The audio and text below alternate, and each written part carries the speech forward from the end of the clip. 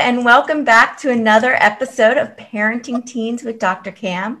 I'm your host, Dr. Cam, and today I'm talking with triathlete and coach Tricia Robinson. Tricia was once a successful director in corporate America. After 17 years of attempting to be a have-it-all mom with 2 young kids, her body and mind just broke down. Tricia quit her job and spent over 5 years recovering from multiple injuries. Now she's a triathlete and a New York City marathon finisher. Finisher is an important word, with a dream of becoming an Ironman athlete. As a wellness coach, she has helped stressed out businesswomen who are tired of running on empty to focus on self-care so that they can gain back their energy, fit into their clothes, and feel empowered to fulfill their dreams. Welcome, Tricia. I am so happy to have you here. Thank you so much for having me. I truly appreciate it. Absolutely. So your story from stressed out mom that's not very healthy, which I think a lot of people can relate to a triathlete training for the Ironman. Like, what? Oh, tell us, how did you get from here to here? That's a pretty massive step. Thank you. So there was a lot of ups and downs along the way, but you know, when I thought back to like, when did it really change for me?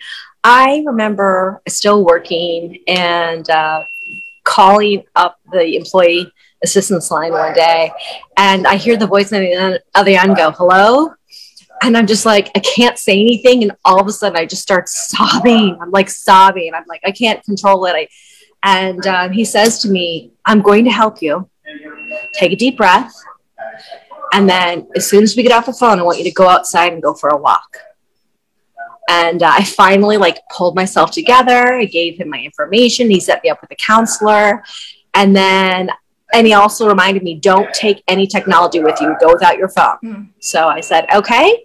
And my dog was sitting at the foot of at my feet because I happened to be working from home that day. I was in a traveling job, but that day was a home office day. And she looked up at me like she knew something was wrong, and she was right. There was something wrong.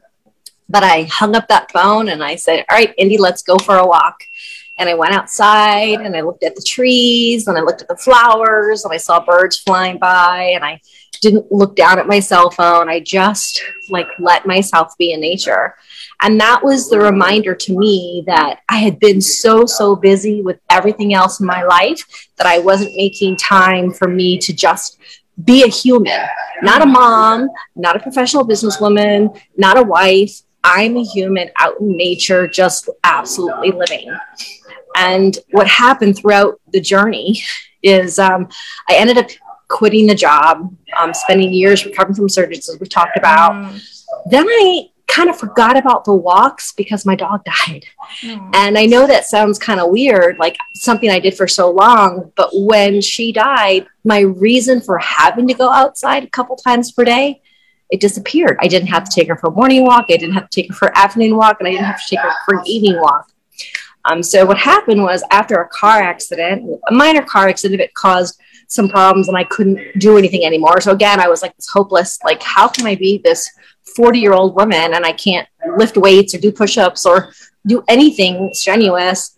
And I ate a lot of ice cream at the pool that summer and gained like 15 pounds of weight. And I went to the doctor's office, and when I got on the scale, I was like, oh my God, I weigh as much as I did when I was pregnant with my second kid. And I'm not pregnant. Like, this is not me. And I called up my mom and I told her, and she goes, "Oh, Tricia, that's more than me." And I was like, I'm so horrified. And so I just remembered, wait a second, I could go outside and go for a walk. And what I didn't realize, like, I'd get my kids off to school, I'd go for a walk. Saturday, Sunday mornings, I would go for an hour-long walk every single day. No technology, just go.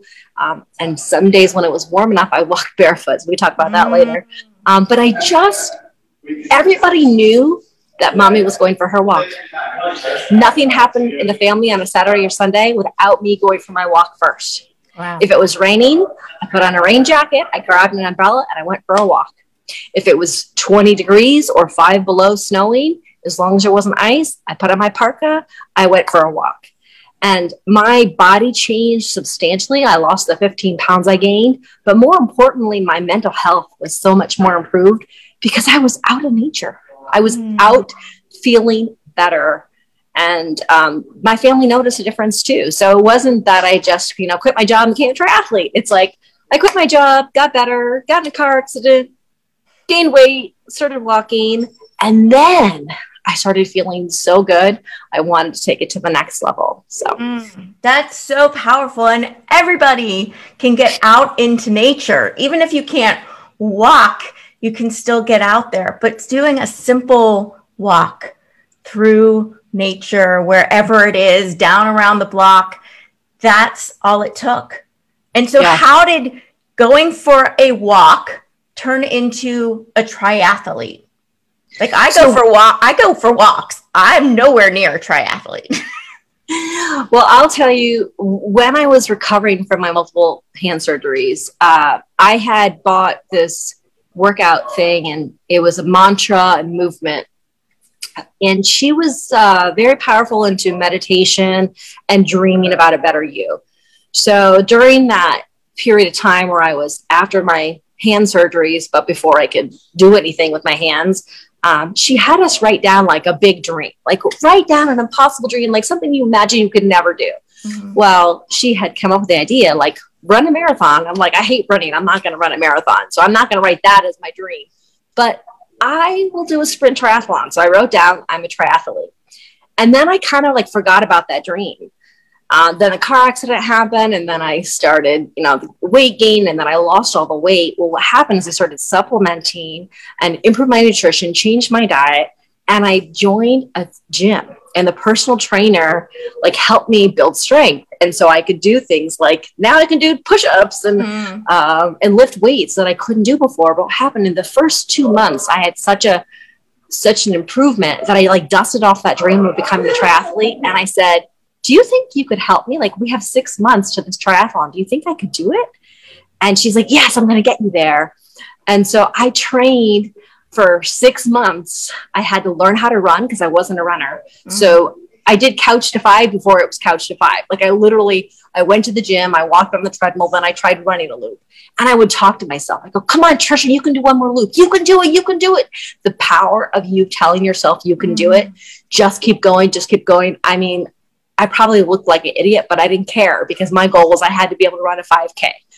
So for 6 to 8 weeks, it took me like running several times per week to be able to make it to the 5K. So I was excited about that.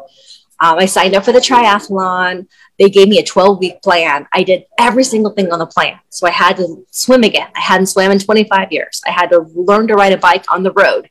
Was never a bike rider on the road, on side streets, yes, but on major roads, that was scary to me. So I had to learn that.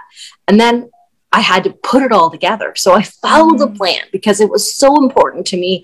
For me, being able to do that was like, I conquered my health, like to not have your health for a total of like 6 years, to not have my health. I was like, I'm going to do something that proves to me that I have my health. And that triathlon dream was what had it. Plus I was spending all this time outside. After it wasn't snowing in Danbury anymore, I was running outside. I was riding my bike outside when I could. I was swimming in a pool inside, but I was getting all that outside time too. So I got a whole lot of benefits there. Yeah. So once I achieved that goal, I was like, yay, I did it. And then everybody's like, so what's next? Right. No, it's not just check the box. Yeah. But I think having that dream of I'm going to do something for me. It's not for my husband. It's not for my kids. It's Tricia needs something that she's working for. And what that did for my kids is that showed them that, mommy, you don't have to stop dreaming just when you're 8 years old. Right. You can have a dream at any age. And if you put the actions that you need to put in consistently, like I literally worked out 6 days a week to achieve that dream. I wasn't going to achieve it any other way. The guide said, do this and you will make it. And I didn't care about how fast I was. I had a goal for how long I'd like it to be. It was under 2 hours for the sprint triathlon, which is for this one, it was 800-yard swim, a 13-mile bike ride, and 3.1-mile run. So for me, my parents drove in from Indiana. My kids were there. Like everybody was there to watch me, to witness this major transformation from Tricia sits on the couch and doesn't do a whole lot to a once active person who had to become inactive to, wow, she's doing something like this. And it just felt amazing. And then I just kept dreaming of a better me.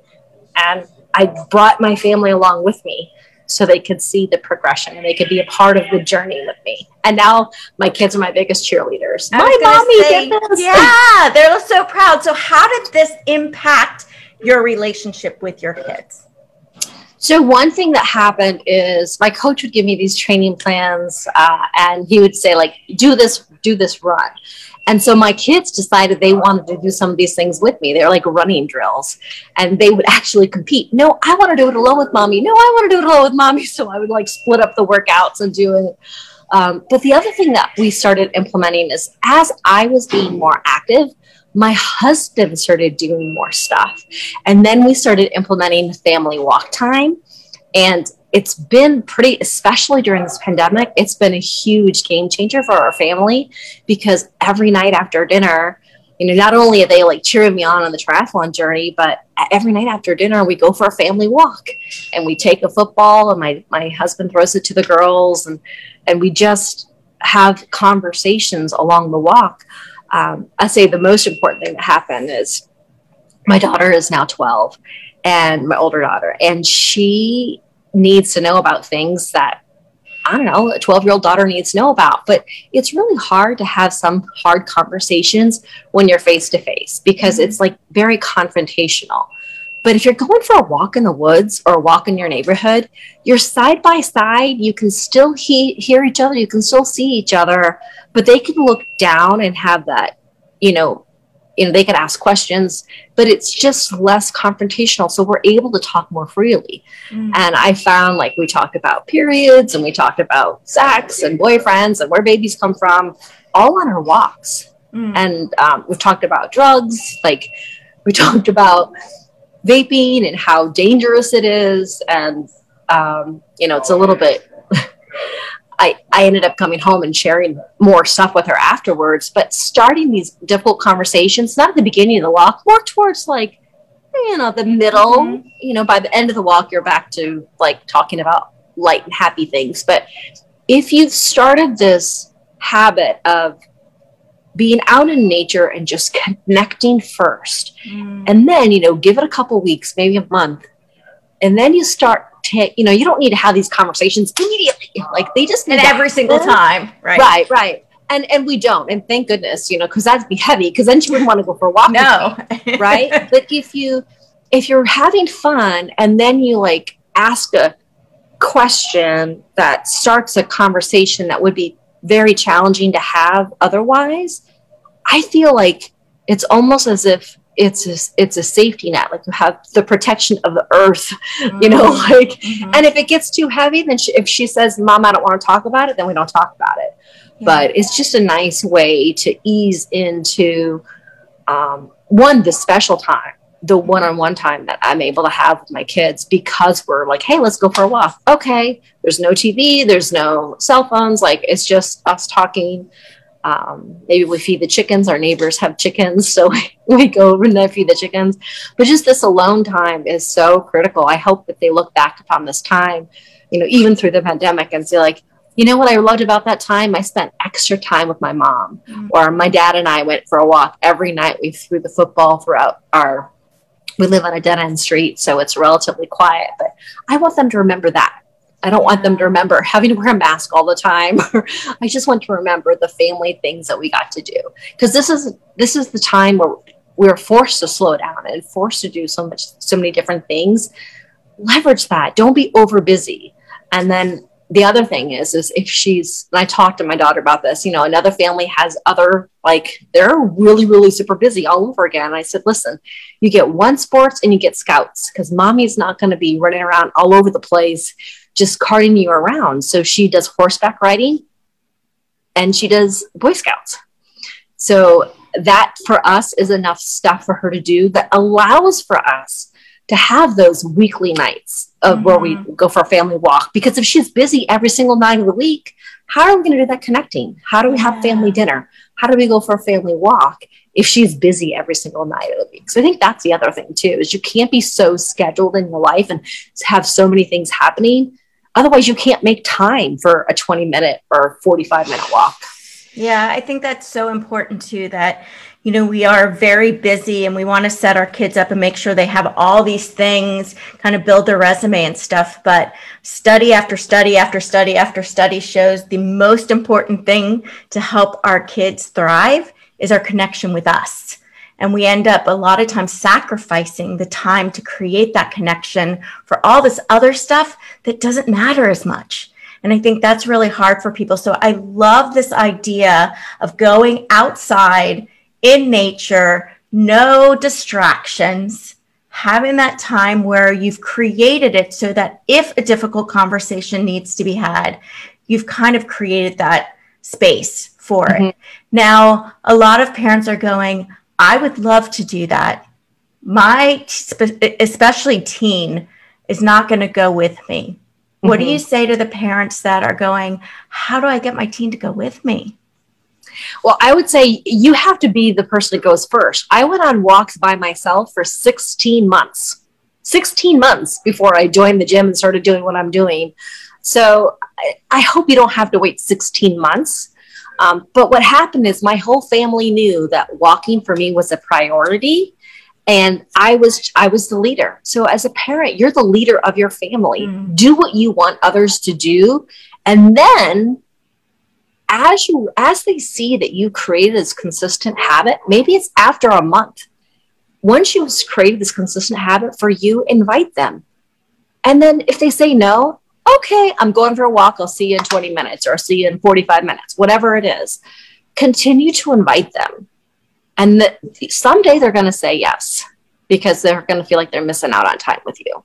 Yeah, I love that. And it's so true. It's like, if you want to see change or you want to have change in your life, don't wait around for everyone else to agree to it. Just go start doing that, what you need.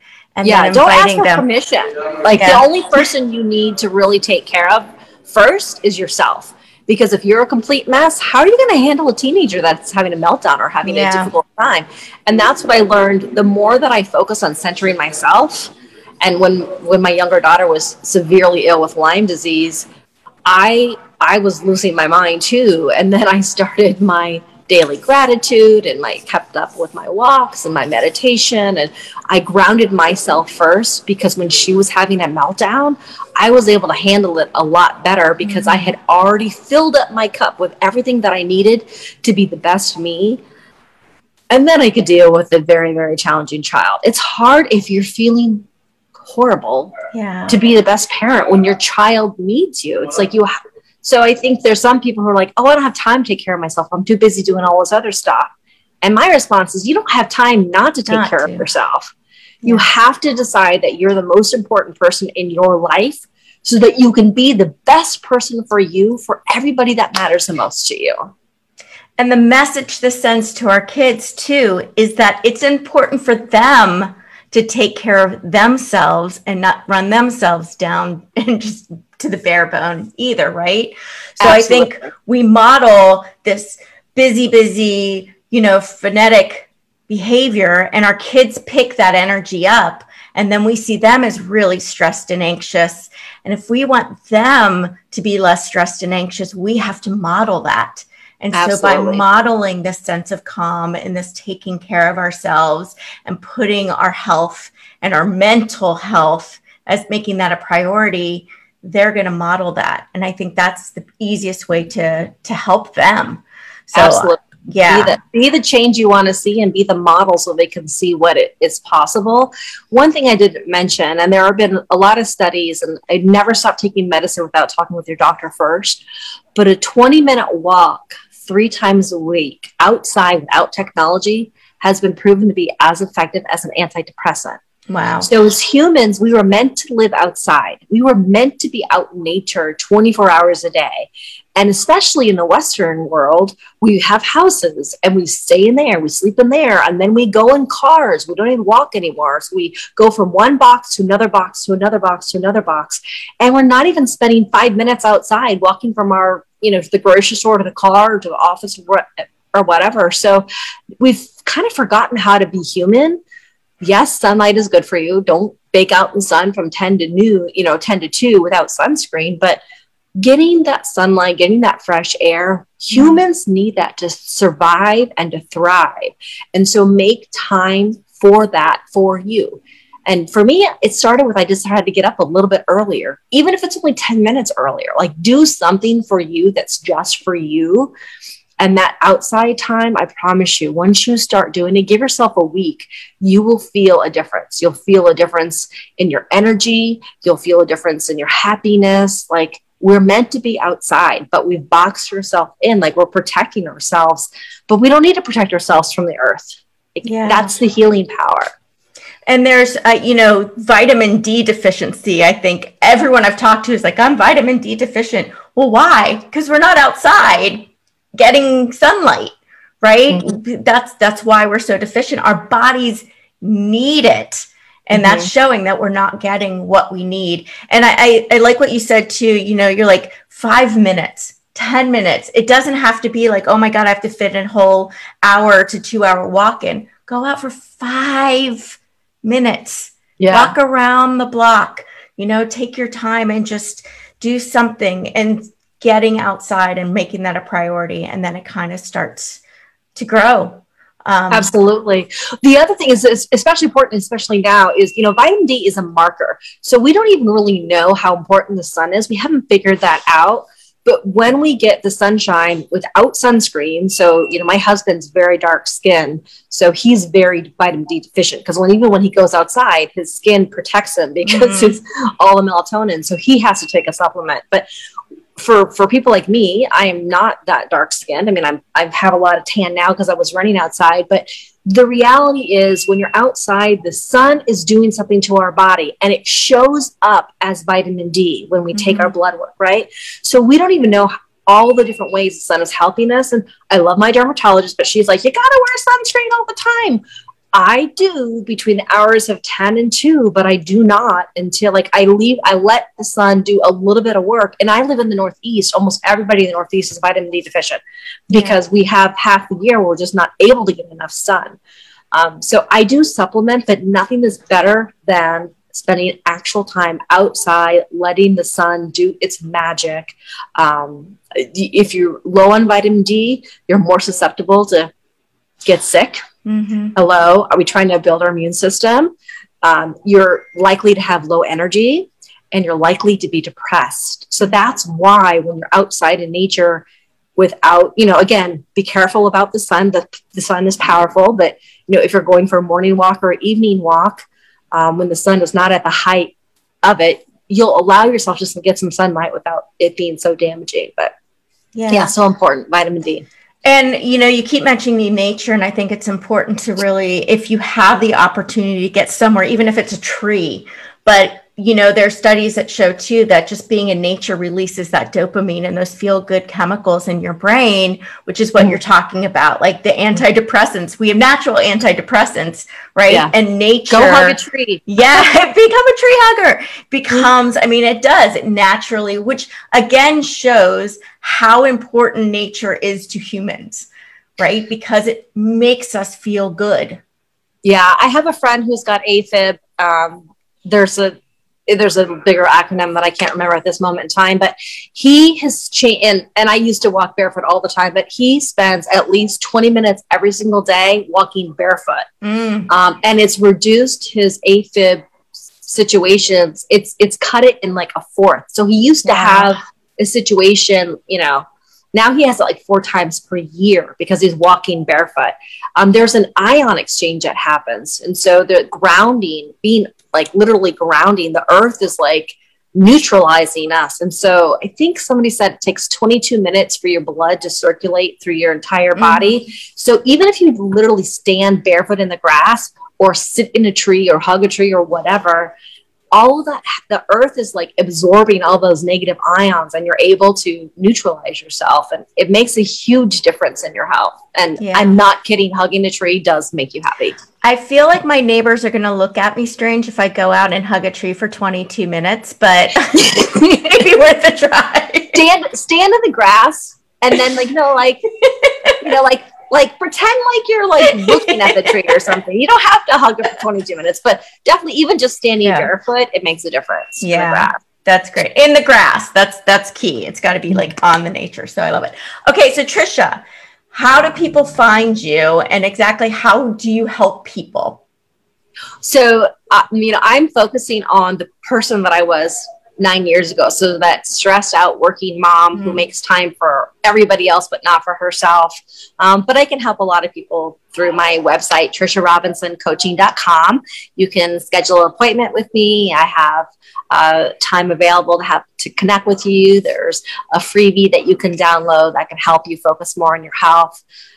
So that's the best way to reach me, triciarobinsoncoaching.com. Perfect. I will have the link in there, and I know send me the link to the freebie, and I know you sent me a link to like a breathing exercise, which we didn't even get into breathing, but that's a whole other show. That's a big thing too. So Tricia, any parting words of encouragement for parents with teenagers? I want to tell you that there is always hope. When I was in the depths of my despair, I was severely depressed. Like, I didn't know how to find that hope. So I borrowed it from somebody else first. So if I can be that, you're borrowing that hope from me to help you, like, there is a way out of the hole that you're in. If you feel like you're stuck, you just have to take that one step. And if you take that one step in nature, it will happen for you. And if you're looking for guidance along the way, I would be honored to be your guide. I love that. Thank you, Tricia, so much. I'm so grateful you could join us today. I'm glad to be here. Hope I've been able to help some of you. Yeah, I think I'm going to go for a walk right now, actually. Awesome. Yeah, right. And thank you, parents, for taking time out of your busy day to spend with us.